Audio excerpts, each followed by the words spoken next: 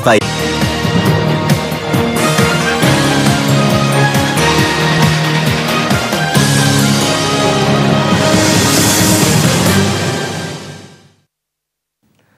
నమస్తే, welcome to focus. అమ్మ ప్రాణం పోస్తే నాన్న ఆలనా పాలనా చూస్తాడు. కష్టం ఎంతొచ్చినా కళ్ళలోనే దాచుకుని బిడ్డల ఎదుగుదల కోసం శ్రమిస్తాడు. కన్న పిల్లల్ని కంటి పాపల్లా సాకుతాడు.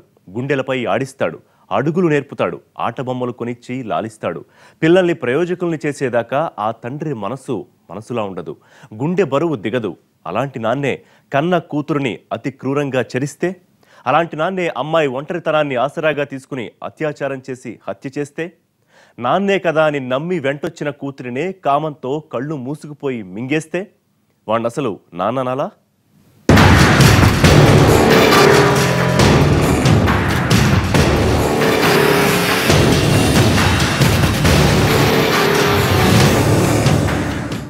మనం ఎన్నో నేరాలు చూస్తూ ఉంటాం, మరెన్నో ఘోరాలు వింటాం. కానీ అందంగా ఉందని ఓ కన్న కూతురిపైనే కన్నేసే తండ్రి గురించి కల్లో కూడా ఊహించుండం. ఇది అలాంటి నేరం కాదు, ఓ పశువు చేసిన నేరం, ఓ మృగం చేసే ఘోరం. వాడిని ఏ పేరుతో పిలిచినా అది చిన్నదే అవుతుంది. అంతటి నేరానికి, అంతకు మించిన ఘోరానికి పాల్పడ్డాడా రాక్షసుడు. కామంతో కళ్ళు మూసుకుపోయి కన్న కూతురినే కాలనాగులా కాటేసి కడతీర్చాడు.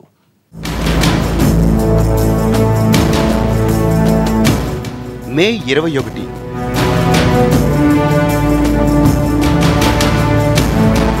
రాత్రి 10:35 రంగారెడ్డి జిల్లా మెమిన్పేట్ పోలీస్ స్టేషన్. ఫోన్ మోగింది.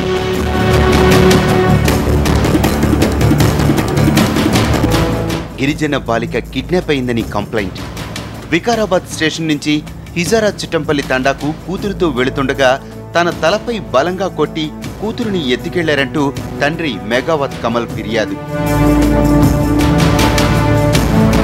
ప్రాథమిక సమాచారంతో కిడ్నాప్ కేసు రిజిస్టర్. వెంటనే చుట్టుపక్కల 4 పోలీస్ స్టేషన్లు అలర్ట్ అయ్యాయి. 4 స్టేషన్ల ఎస్ఐలు ఆ రాత్రి రంగంలోనికి దిగారు. గిరిజన బాలిక సిమ్రాన్ను ఎత్తుకెళ్లిన దుండగుల కోసం వేట మొదలైంది. తెల్లవారుజాము వరకు పోలీసుల వేట. ఎక్కడా అనుమానాస్పదంగా ఏ ఆటో కనిపించలేదు.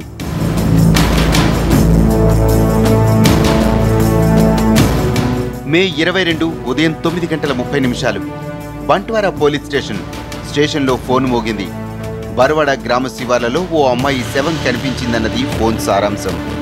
హుటాహుటిన ఘటనా స్థలానికి తరలి వెళ్లిన పోలీసులు ముందు రోజు కిడ్నాప్ అయిన లంబాడీ బాలిక సిమ్రాన్ మృతదేహమని గుర్తించారు పోలీసులు. మృతదేహం పడి ఉన్న స్థలానికి చేరుకున్న బాలిక కుటుంబం, కన్నీరు మున్నీరుగా విలపించిన బాలిక తల్లిదండ్రులు. మృతదేహం కాళ్లపై పడి కన్నతండ్రి మెగావత్ కమల్ ఏడ్పులు పెడబొబ్బలు.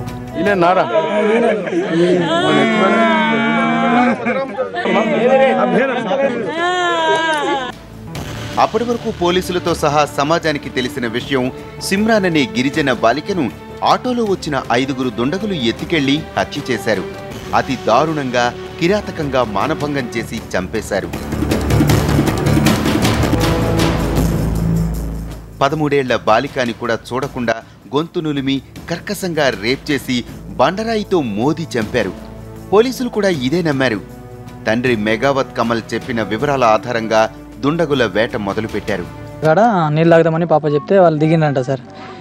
దిగి వాళ్ళ డాడీ తాగి వాళ్ళ పాప కూడా తాగనికి పోతుంటే వాళ్ళ డాడీకి వెనక నుంచి వచ్చి 5 దుండగులు రాయితోటి కొట్టి వాళ్ళ డాడీ స్ప్రో కోల్పోయాడు. అక్కడనే స్ప్రో కోల్పోయి అక్కడ పడిపోయాడు.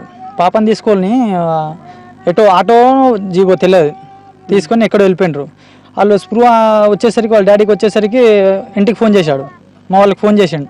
ఊరికి ఫోన్ చేస్తే మళ్ళీ ఫోన్ చేసి మా ఊరు ఇక్కడ నుంచి వెళ్ళాం సార్.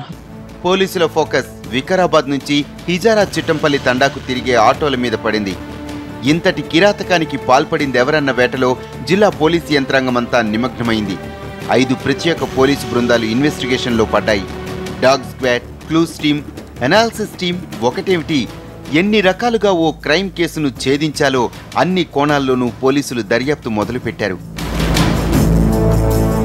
ఆ ప్రాంతంలో తిరిగే 33 మంది ఆటో డ్రైవర్లను ప్రశ్నించారు. అనుమానమున్న వారిని అదుపులోనికి తీసుకున్నారు. ఆ సమయంలో ఆయా డ్రైవర్లు ఎక్కడున్నారు, ఏం చేస్తున్నారు, ఆ మార్గంలో ఎవరైనా ఆటోలు నడిపారా అంటూ ప్రశ్నల మీద ప్రశ్నలు సంధించి నిజం రాబట్టే ప్రయత్నం చేశారు. కానీ ఫలితం మాత్రం లేకుండా పోయింది. దుండగులెవరన్నది అంతుచిక్కని ప్రశ్నగా మారింది.